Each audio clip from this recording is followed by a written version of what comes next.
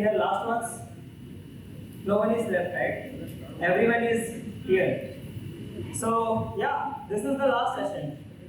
So excited for going back home, right? Okay.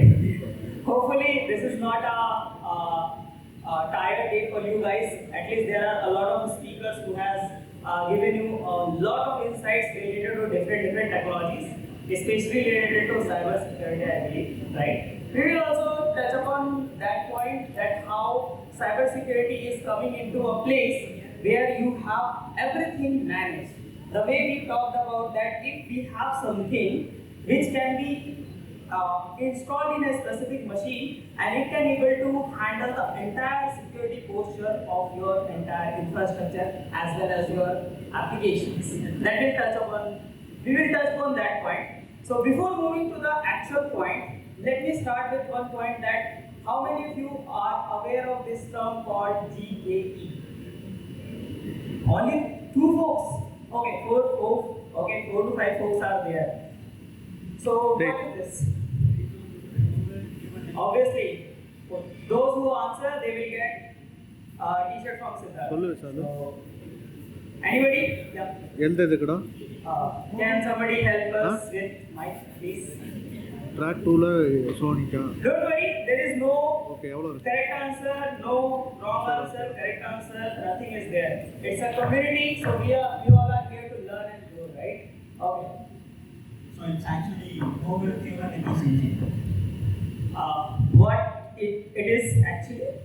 Google's own Kubernetes engine. So it's a product of GCP. Perfect. So this is Google Kubernetes engine. I think most of you are not aware of this term called GKE. So let's go back sometime back. So before moving to that point, let's start introducing myself. So this is Abhishek Sharma, a Google developer expert for GCP. Also, I am a senior cloud engineer at CS. We are Google Cloud Premier Partner, so we mostly work on Google Cloud related technologies to build implementations. You can find me everywhere with the name A Cloud Potato. I will tell you why I have chosen this session after a session. So let's start with the innovation journey of application architecture. Why we are talking about GKE? Why we are talking about Kubernetes? How many of you are aware of this term called Kubernetes? Only few? Yeah. So in the morning session we saw that humans started evolving themselves. In the same way, technologies also evolved. So how we started our technology? Let's take an example of a simple application stack. Normally, whenever we build any application, right, we have this term called 3-tier architecture. Right? How many of you are aware of this term called 3-tier architecture? Perfect. There are a lot of those. So front end is there, back end is there, and there will be some database to store the user information, right? User comes up and then they just access your application. I don't know why this is not working properly. Okay. I think I have to take this in my second hand. Okay. Actually, I'm lefty, so I have to take this here. Okay, cool.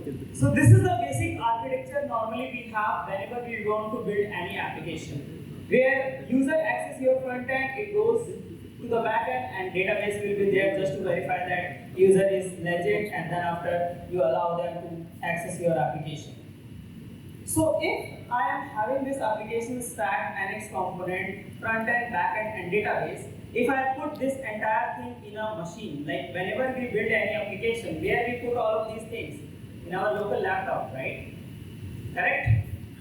So this is called direct hardware approach, which was previously used when there was nothing related to containerization, virtualization. There are a lot of tools which are coming now. Those were not there. So what they were doing, they just taken a hardware, maybe memory and CPU, and they just put their application stack inside it.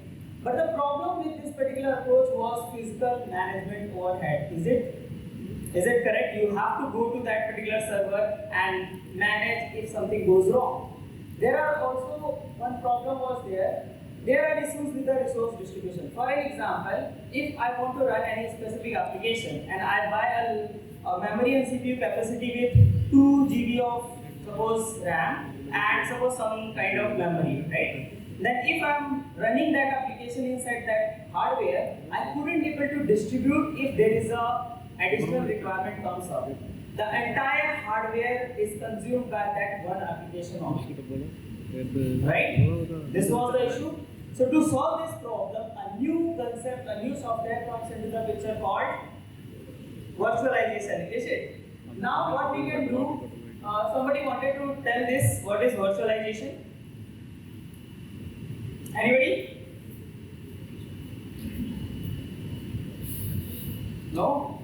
Okay, there is one folk. Can somebody just help us with mic? So, you want to create the instance, then you want to host the application. Right? No worries if somebody is wrong. Okay, so what I was saying, we want to deploy our application over the VM instance and we want to put it on the cloud. So, Okay, so those VM instances are what? It's a virtual hardware, right? So virtualization is something using which we can able to virtualize our hardware. Previously it was a physical hardware, physical laptop where you have to deploy your application. But now that hardware is virtualized. So from anywhere I can able to access that resource. So now there is no physical management overhead is there. But again, the second problem which we saw here, issues with the resource distribution is still there. How? Now this is virtualized, all set, but there is some issue with this particular kind of architecture. That everything we are putting in the same hardware, then how we distribute the resources, right? Still we are consuming whatever memory and CPU we have there, right? So to solve this particular problem, what they have done, or also there is a problem, for an example, if from these three components my backend get into some issues, maybe, right? Then you have to go inside the VM and troubleshoot the entire application as a whole. You couldn't able to solve like, hey, only my backend system is not working, my front end will work properly. Let's take an example of your railway booking system, right? Have you ever visited railway booking? Yeah, there are a lot of applications and features are there. People are doing Tatkal booking there. People are querying for trains, right? People are searching for some information regarding that. So there are a lot of features are there, and each feature has its own backend. So for an example, if some backend goes down, it doesn't mean your entire railway website is not working, right? Such thing happens over there? No, we haven't saw, right? Sometimes we will show that this particular section is not working. Might be you can't able to book a ticket because of some downtime in the backend, right? So the only specific section maybe will be impacted, not the entire application. So to achieve that particular part, what you can do, you just take a section to overcome all of these things. There is a solution available. Let's take all three components and deploy it into different VMs. So for an example, if in this case my backend gets into an issue, my front end is working fine, my database is working fine, I only have to work on what? Backend thing, right? So this kind of architecture is called what? Microservice based architecture. So what do you think? If we have this kind of architecture is bad or wrong? Is it? Right? Because here we have an issue, right? If something goes wrong, then there is a major problem. And there are a lot of controversies going on related to which one is better. So that kind of architecture we call it monolith, and this kind of architecture we call it what? Microservice. So there are a lot of controversies going on related to monolith is better or microservice is better, right? What do you think, which is better? Microservice, wrong answer. So basically it all depends on your use case. I think most of you have heard about this term called, Netflix or Spotify is there, who moved to microservice based architecture and then rolled back to monolith again. Why? If it is better, then why they roll back?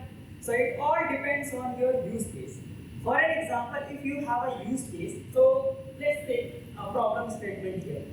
For an example, my front end is separate, my back end is separate, my database is separate. Then if somebody tries to access my database, or for an example, somebody tries to log in, first my traffic comes to front end, then it sends the traffic to back end, and then the traffic goes to database, query the information and send back to the front end part, and then user can able to log in. This will take what?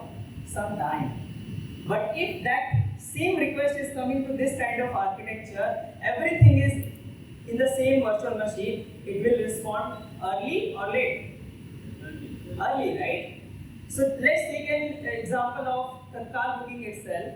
The time is very crucial component over there. Like, have you ever tried booking the car and get very disappointed that there is no space left, right? How many of you face this particular issue? Many of you, right? So, such situations where the latency is the most crucial part of your application, then monolith kind of architecture is something which is ideal for you. And that is the same case for Spotify. That is same case for Netflix, right? So this is very important that you should understand that what is requirement of my application architecture, and don't go ahead and say that monolith is better or microservices better. Okay? Okay, good. So now we know both kind of architecture, and we will talk about microservice more. Still, if you see that we separated the components in front end, back end, and virtual machine, still there are some issues. What is the issue? There is a operating system dependency. Is it? Like for an example, if I have installed my front end in Windows machine, I can't able to run it same as it is in Linux because there is some operating system dependency out there. Also, if you install any operating system or just go and see your laptop, your own operating system also takes some amount of memory and CPU. That is not ideal case for us, right? I just want whatever resource I have with me, I just wanted to utilize the entire resource for my application only. I don't want to interact with UI and other stuff whenever you do such stuff in cloud or somebody else. So to solve this particular problem, a new technology comes into the picture in 2012 around. It's called what? Containerization. Who wanted to say this? What does this containerization mean? Yeah.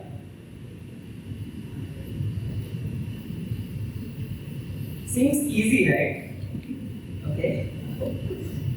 You can, yeah, go ahead. Okay, from my perspective, my simplest definition would be like wrapping your entire application with its dependencies so that it can run OS independent. So it can run by itself. I think like Docker, it's like, I mean, familiar with Docker, not much. But yeah, that is the correct answer actually. Let's see what is containerization. So basically, in this particular journey, you can see that whenever we started evolving our technological stack, we found a problem and we tried to solve this particular thing. So let's talk about containerization. It's a very simple thing the way we explained. For an example, there is a backend. Backend has two things. One is your application backend logic, and there will be some what? Application programming language dependency. So for an example, if you are coding in Python, like have you tried directly go to terminal and type Python, it will work?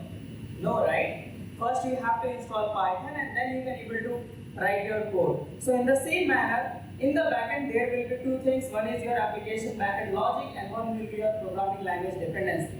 If I take both of these things and I don't know, and do the containerization, this is what your application container image. So it's a simple definition. Let's take your application code, its dependency, let's bundle it. What is this?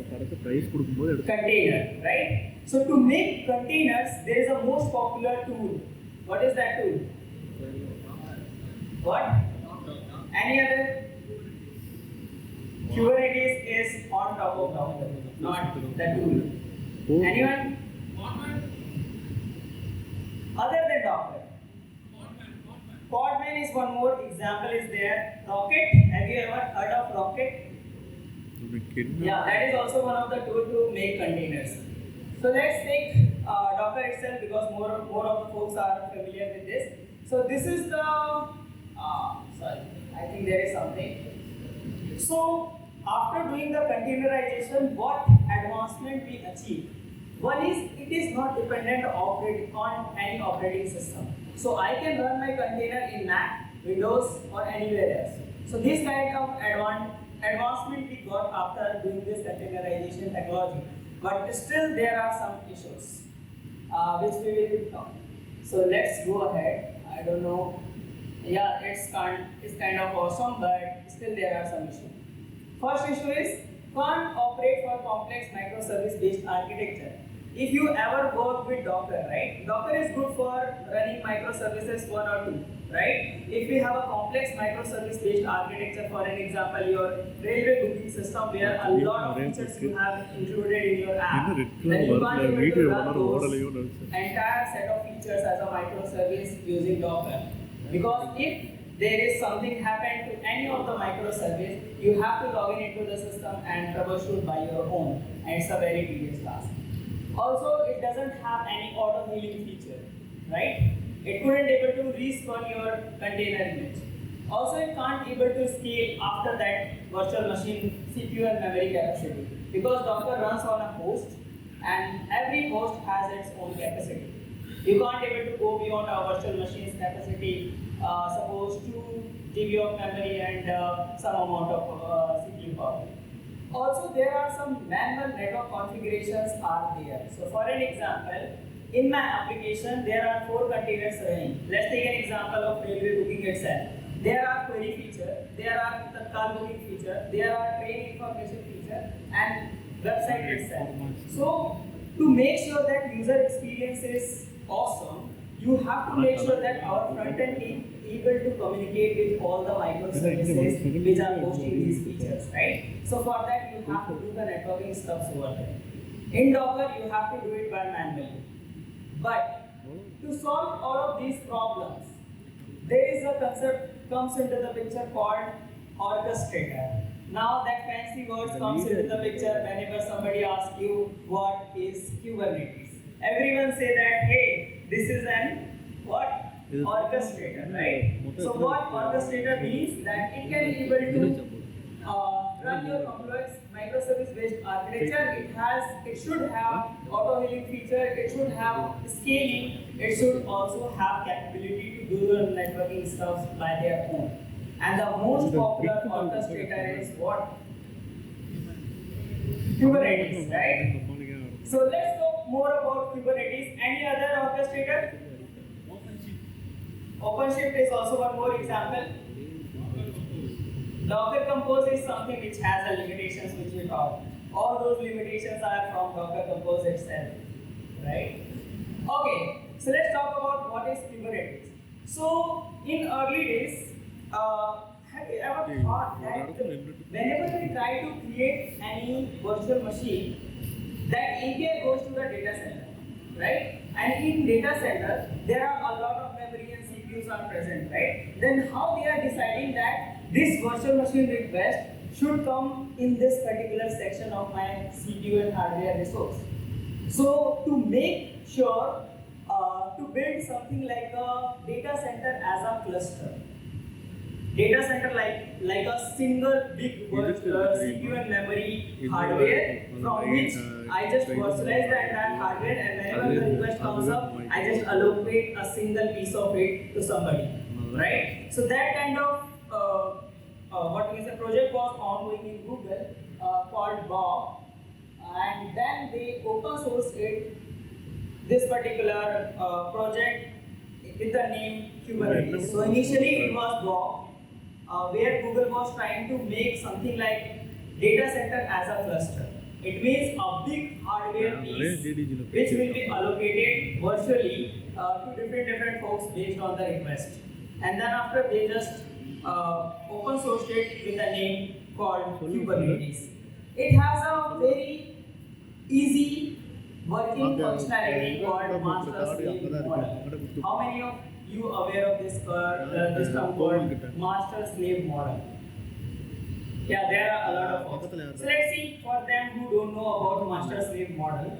So basically, what happens? I told you that Kubernetes can able to do such stuff like auto healing, auto scaling. It can able to configure the networking stuff. Is there any something magic happening behind the scene, or something we have installed who are handling this part on behalf of us, right? Because if we want to achieve the same use case, we have to go manually and do that particular stuff, right? But I can able to build an application who can do those activities, and that software, that application is called as Kubernetes master. So whatever you see this control plane, this is Kubernetes master who provide that particular capability of auto healing, auto scaling, automated networking configuration, and if something goes wrong, it can able to handle your cluster. And then after this node section is something where your actual workload runs.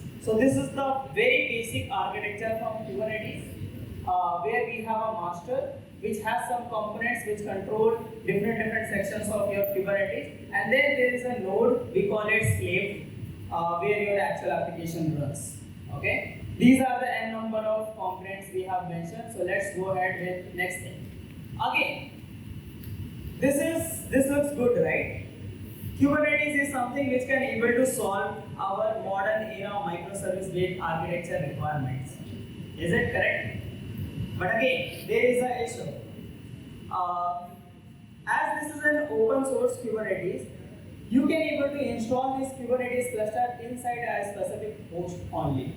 So for an example, I am having my laptop. I can able to install my Kubernetes cluster inside my laptop, and I can able to run my containers over there. But the problem is, once my limitation reached of my laptop, I can't able to go beyond, I can't able to scale. Kubernetes has the capability to scale, but it couldn't able to do because it doesn't have the capacity, right? So each and every cloud provider have their own managed version of Kubernetes called Managed Kubernetes Clusters. So AWS has Elastic Kubernetes Service EKS. I think you have heard of this. There is a Google Kubernetes Engine, and there is Azure Kubernetes Service AKS. And from all of three, Google Kubernetes Engine is best. And most of the clients, whenever they come to Google, the primary service they consume is Google Kubernetes Engine. Let's talk about why. I'm having experience with all three cloud platforms and their Kubernetes offering, and personally I like Google Kubernetes Engine a lot. Why? So let's talk about Google Kubernetes Engine. Till this, everyone is aligned with me? All set? So it's a very long technological journey, and now we are talking about complex microservice-based architecture. There is one more thing which is pending here, which we will talk in a while. So let's talk about Google Kubernetes Engine. So the first problem was there is, for an example, I installed my Kubernetes in my local machine. I have a limited capacity. So if something goes wrong, I have to, or I can't able to scale over there. So to solve that particular problem, Google comes up with this solution called Managed Kubernetes Plane. So the major component, if you see in Kubernetes, is what? Their control plane, who manages everything. It's a brain of Kubernetes, right? If your brain is not working properly, and if you have your entire body properly working, does it make sense? You could able to do anything? No, right? Because your brain is not working. So to resolve that particular issue, what Google has done, it takes care of your master. Google says that, hey, I will make sure that your master will be up and running all the time with n number of SLA. Have you ever heard of this term called SLA? It's a service level agreement. So whenever we build any application, we commit somebody that, hey, my application will be up and running all the time. There is a 99.99% SLA. So this kind of commitment we do with the client, right? So that we can gain trust. So Google also does the same thing on this control plane, where what they will do, they deploy your master multi-region. So for an example, if some region has some issues, it can automatically shift to the next region so that your master will be always up and running. And if your master is running, your slave will be always fine, right? Maybe something happened related to some attacks or something else, it can able to detect and it will drain that particular node and shift your workload to the next node. So this kind of capability it has. Next feature it has is this control plane fully managed Kubernetes cluster which I have shown you. Next is node auto report. So for an example, like Imran says, right, if something goes wrong in a specific node, then I should make sure that I am stopping that particular node and restarting or shifting my workloads to the another node, right?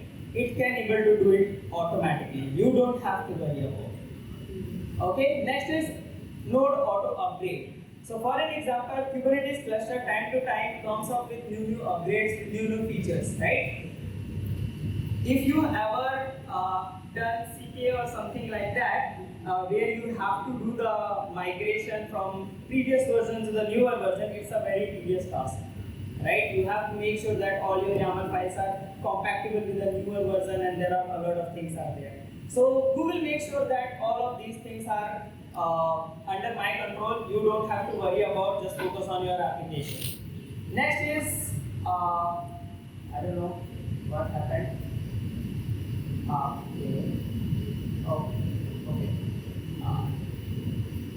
This is latency. This is called microservice. Okay. Okay. Next is horizontal and vertical pod autoscaler. Who will tell this particular term? Horizontal and vertical autoscaler. Yeah. Last one.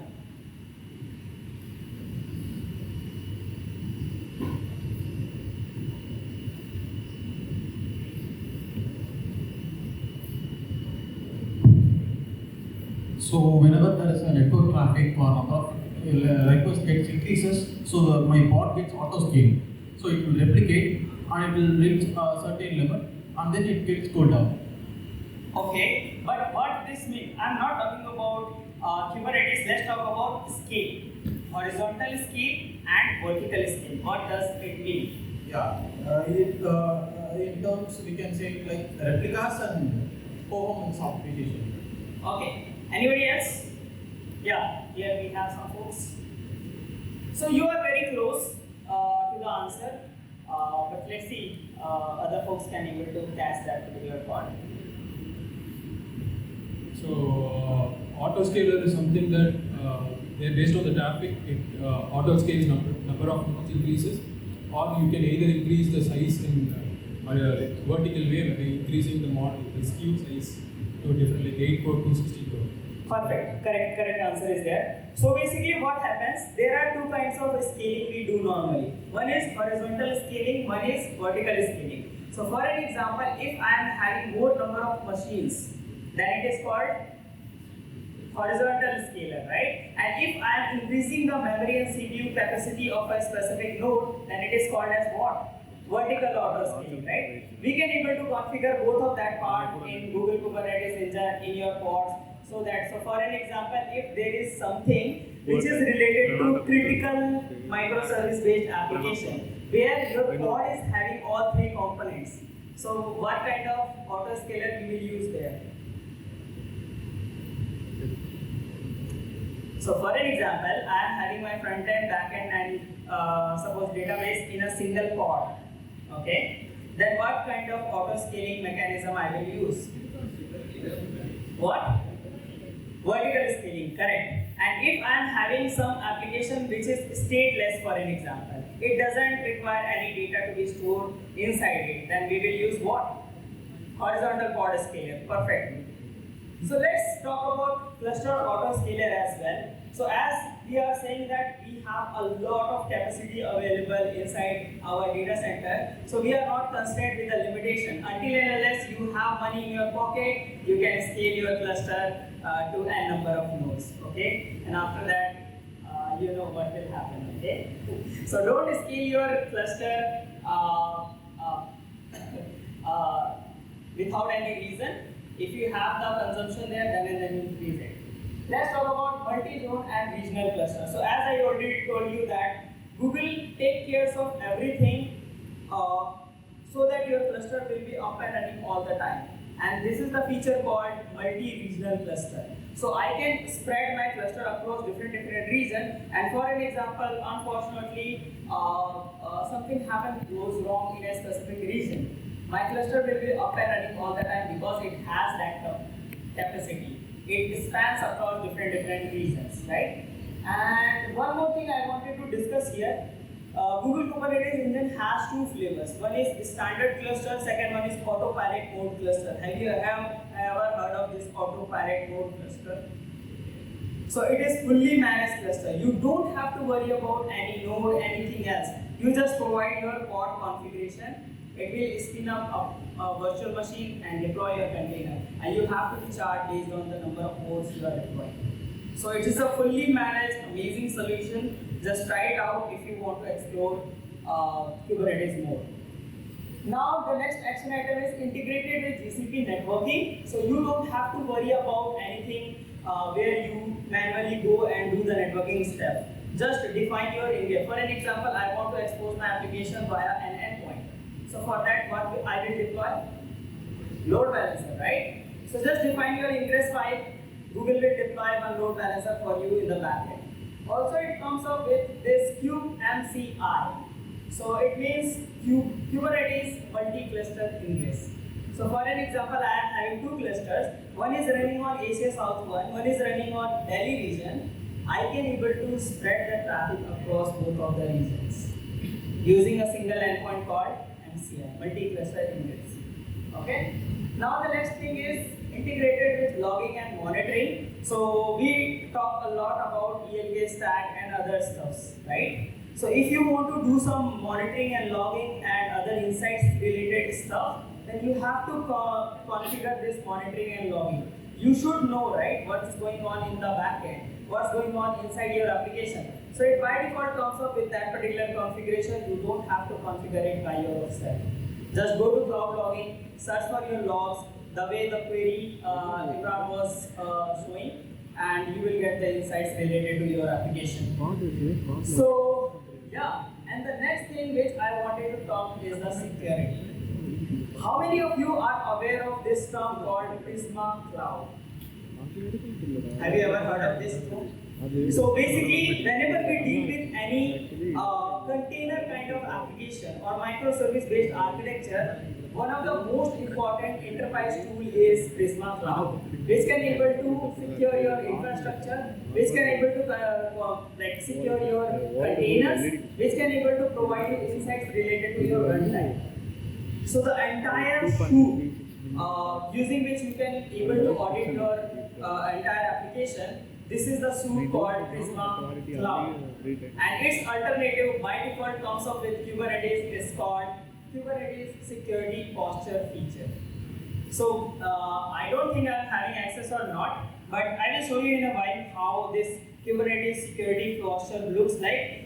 It will give you some insight that, for an example, I deployed my container, okay, and that container having some vulnerability. Then it will detect and show you that, hey, this container is having this kind of vulnerability, can you just fix it?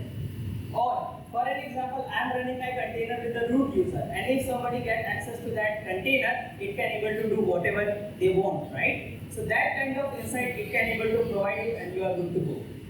Okay. The next is hybrid and multi-cloud support. Now we are living in the era of hybrid and multi-cloud. No one wants to put their all events in a single bucket, right? Everyone wants to spread or wanted to leverage different features from different cloud platforms. Then Google Kubernetes Engine comes up with its feature called Anthos, which can support multi-cloud.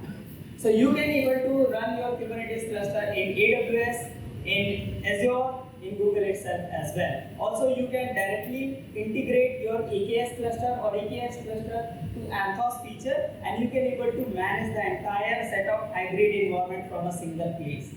It's amazing, right? You are just clicking a bit and you are controlling the entire deployment across different cloud platforms. So this is how we are now living in the era of modern technological innovation. So, okay, now we know that there are a lot of features we discussed about GKE. But let's discuss about how GK can be leveraged with a trend. So can somebody just tell me what's going on nowadays? What's going on? AI. Let's try it. Let's search in Google itself, right? So let me just back.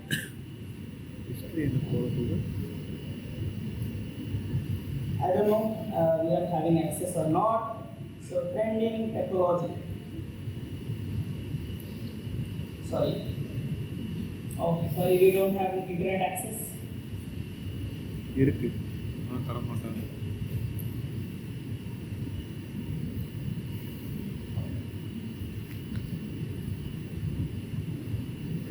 Okay, now we have internet access. Okay, so if you see the trending technologies, the first thing is comes up is edge computing, artificial intelligence is here. If you see the below ones, generative AI is also there. Then AI governance platform is there. Everywhere the common thing which you saw nowadays is what? AI. So can I build my application on top of GKE, which has some AI capabilities? So if you want to run any application on GKE or anywhere, what is the primary requirement we have? If you want to run any AI-based application, what is the primary requirement? What? More amount of memory and CPU power. We call it what? GPU. Is it? Because we have to process a lot of data over there, right? And normal CPUs couldn't able to handle that kind of threshold. Is it? So for that, if I search here, GKE with AI workload. So there is a very good documentation here from Google itself, which has a lot of references in terms of different models and how you can run those models on GKE. What it will provide you a leverage is like, for an example, you want to run your customized model. You just create a node pool with the GPU and run your AI application workload on those GPU node pools, and your normal workloads will run in a different node pool, so that in a single place you will have both. Right? You don't have to worry about the networking, you don't have to worry about API calls and network ingress cost and other things, right? You can able to run the entire stack in a single place. So this is how you can able to run your AI-based application using GKE. So let me go back to presentation. So this is related to AI is everywhere. So yeah, this is all from my end. Thank you everyone. If you want to connect with me, this is the QR code you can scan. Or if you have any question, I am open for questions. Cloud Potato. Anybody? Is it very simple? Just go and try out this GKE thing. Then you will realize it's a person, right? Somebody who tell you that, hey, I am a Kubernetes expert. Just ask few questions. For an example, how to configure a custom DNS in Kubernetes cluster. If they can answer, just consider them a pro. Okay? And if they couldn't, then we know how you certified in Kubernetes. That is the way, okay? So yeah, if there is no more questions, then that's it. Thank you everyone.